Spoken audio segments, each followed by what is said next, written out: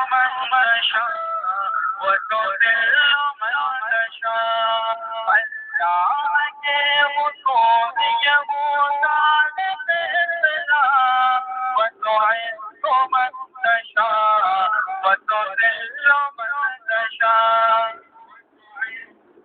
السلام علیکم ورحمۃ اللہ وبرکاتہ. سامعین کرام، میں آپ کا دینی بھائی محمد حاجن حنفی آپ بھائیوں کی خدمت میں انشاءاللہ تعالی آج ایک بہت بڑے غیر مقل جو کہ عقل سے پیدل ہے.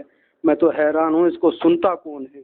جس طرح وہ شہباز بھائی نے کہا تھا نا، یہ اپنی ویڈیو بناتا ہے پھر خود ہی سنتا ہوگا اور تو کوئی دوسرا نہیں سنتا ہوگا. تو اس غیر مقلد کا نام ہے اسحاق جمالی. جی سامعین کرام، تو آپ نے ایک کہاوت سنی ہوگی کہ بدنام ہوئے تو کیا ہوا، مشہور تو ہوں گے.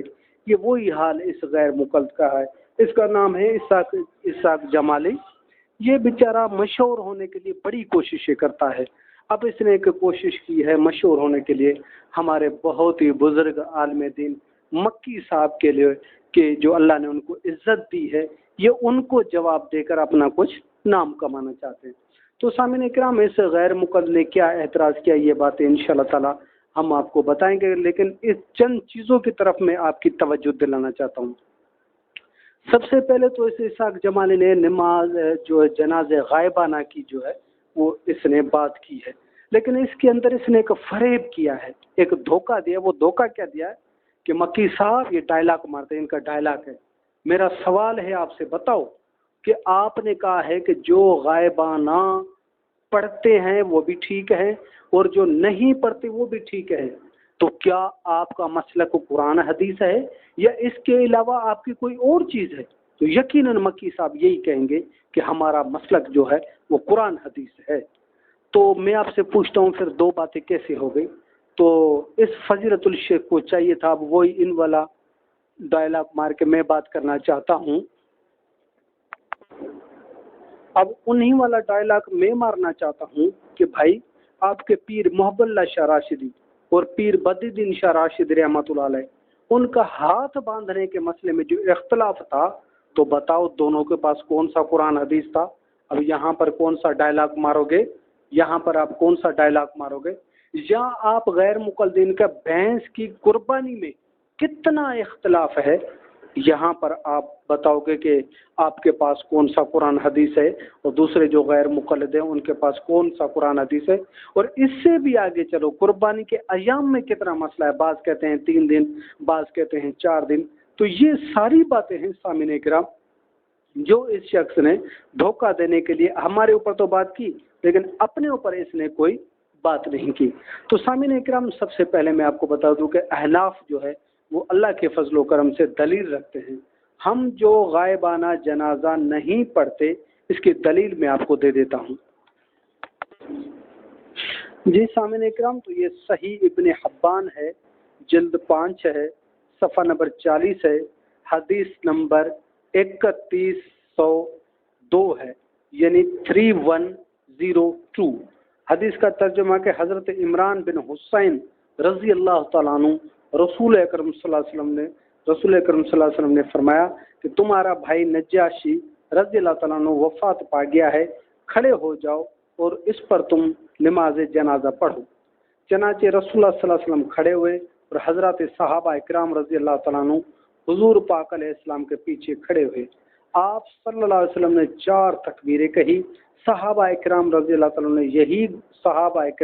یہی گمان کر رہے تھے کہ جنازہ آپ علیہ السلام کے سامنے ہے. یہ کون فرما رہے؟ یہ صحابی فرما رہے کہ ہمیں ایسے محسوس ہو رہا ہے جیسے یہ جنازہ ہمارے سامنے ہو. تو یہ آپ نے ہماری دلیل سماعت فرمائی. یہاں پر میں ایک اور بات کر دوں کہ بعض حضرات غائبانہ نماز جنازہ کو ثابت کرنے کے لیے حضرت نجاشی رضی اللہ تعالیٰ عنہ، حضرت معاویہ بن معاویہ رضی اللہ تعالیٰ عنہ کو جنازوں کو بطور دلیل پیش کرتے ہیں کہ رسول اللہ صلی اللہ علیہ وسلم نے ان کی غائبانہ نماز جنازہ پڑھی ہے. تو ہم یہی کہتے ہیں کہ ان حضرات کو جنازے غائب نہ تھے بلکہ بطور معجزہ آپ علیہ السلام کے سامنے لائے گئے تھے اور پردوں کو ہٹایا گیا تھا اور آپ علیہ السلام نے ان کی جنازے نمازہ پڑھی ہے. اور اسی میں ڈاکٹر شفیق الرحمان غیر مقلد لکھتے ہیں کہ غائبانہ نماز جنازہ पढ़ने पर नज्जाशी रज़ी अल्लाह तआला अन्हु के किस्से से दलील ली जाती है। ये किस्सा सही बुखारी और सही मुस्लिम में मौजूद है, मगर इससे गायबाना नमाज जनाजा पर इस्तदलाल करना सही नहीं। तो इसाक जमाली साहब, हमारे नहीं तो अपने मौलवी की बात ही सुन ले। जी सामिन इकराम, तो आपने हमारी दलील समाप्त फरमाई। अच्छा, एक और चीज़ है यहाँ पर, इसाक जमाली ने एक और धोखा दिया कि एक और बात कही कि आप जो कहते हैं कि हनफियों के यहाँ जायज़ नहीं है और शाफियों के यहाँ जायज़ है, तो ये क्या है? तो इसका जवाब इंशाअल्लाह ताला आखिर में शेख मक्की हज़रत जो है वो खुद इंशाअल्लाह ताला अपनी ज़बान से जवाब देंगे कि मैं ये क्यों कहता हूँ कि फ़िलाँ का ये मसला है, फ़िलाँ का ये मसला है। तो इंशाअल्लाह ताला ये जब आप पूरी वीडियो सुनेंगे तो आपको जवाब मिल जाएगा। तो सामीन इकराम, अब जो है आप समाअत फरमाएं कि पहले इसाक जमाली साहब क्या डायलॉग बाजी करते हैं और उसके बाद जो है मक्की साहब क्या जवाब देते हैं। अपने दीनी भाई मोहम्मद हाजन हनफी को हमेशा अपनी दुआओं में याद रखिएगा। अस्सलामु अलैकुम व रहमतुल्लाहि व बरकातुहू। किसी साथी ने एक वीडियो भेजी है मक्की साहब की, और वो ये सवाल करते हैं कि मक्की साहब यहाँ पर कहते हैं हरम में दर्स देते हुए कि गायबाना जनाजा नमाज हमारे मसलक के अहनाफ में जायज़ नहीं, और जो लोग पढ़ते हैं उनको भी गलत न कहना चाहिए। तो ये उनकी बात किस हद तक दुरुस्त और सही है, आप उनकी वीडियो समाप्त फरमाएं। अल्लाह उनकी कब्रों पे करोड़ों रहमतें फरमाए। जो पढ़ते हैं उनसे भी न झगड़े, लेकिन हनफी मसलक में नमाज जनाजा गायबाना नहीं हो। जी सामीन, तो आपने मक्की साहब की वीडियो समाप्त फरमाई कि वो कहते हैं कि जो पढ़ते हैं उनसे नहीं झगड़ना चाहिए, और हमारे मसलक के अहनाफ यानी देवबंद में ये चीज़ जायज़ नहीं है। तो साहिल का सवाल है कि अब इसमें कितनी सदाकत है और किस कदर इसमें किज़्ब बयानी है, इस बारे में हमारी रहनुमाई फरमाएं।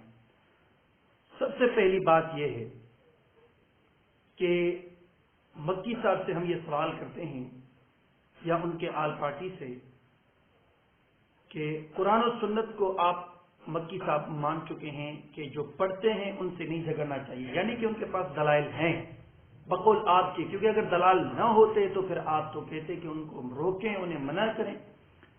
और दूसरी बात ये है कि मक्की साहब ने यहाँ पर यह कहा कि हमारे मसलक के देवबंद यानी अहनाफ में ये चीज़ जायज़ नहीं है। मक्की साहब, हम आपसे सवाल करते हैं कि आपका मसलक किताब और सुन्नत से हटकर है क्या? आप कहेंगे नहीं। जब नहीं तो फिर आपने यहां पर ऐसा क्यों कहा कि हमारे मसलक में जायज नहीं है? एक तरफ मक्की साहब अपनी इसी वीडियो में चंद सेकंडों में इकरार कर चुके जो पढ़ते हैं उनसे नहीं झगड़ना चाहिए, और दूसरी तरफ ये फतवा देते हैं कि हमारे मसलक में ये चीज जायज नहीं। अब यहां पर दो बातें हैं। पहली बात कि मक्की साहब ने यह कहा कि जो पढ़ते हैं उनसे नहीं झगड़ना चाहिए, यानी इकरार कर चुके, मान गए कि जो पढ़ते हैं उनके पास दलाइल मौजूद हैं। अब जब उनके पास दलाइल मौजूद हैं कि आपके पास और दलाइल हैं क्या? आपके पास कुरान और सुन्नत कुछ और है क्या? मक्की साहब कहेंगे कि बिल्कुल नहीं। तो आप इस चीज का यहां पर इनकार कैसे करते हैं? मस्जिद हरम में बैठकर आप इस तरफ के बयानी करते हैं। और जिस साहिल ने सवाल किया तो उसके सवाल के जवाब में हम ये कहते हैं कि अभी तक अगर आपको हक और सच समझ में ना आए तो फिर कब आएगा? आप खुद वीडियो समाप्त फरमा चुके। आपने मुझसे सवाल किया कि एक तरफ कहते हैं कि जो पढ़ते हैं उनसे नहीं झगड़ना चाहिए और हमारे मसलक में जायज नहीं। आप मक्की साहब से सवाल करें, हम भी सवाल करते हैं कि उनके पास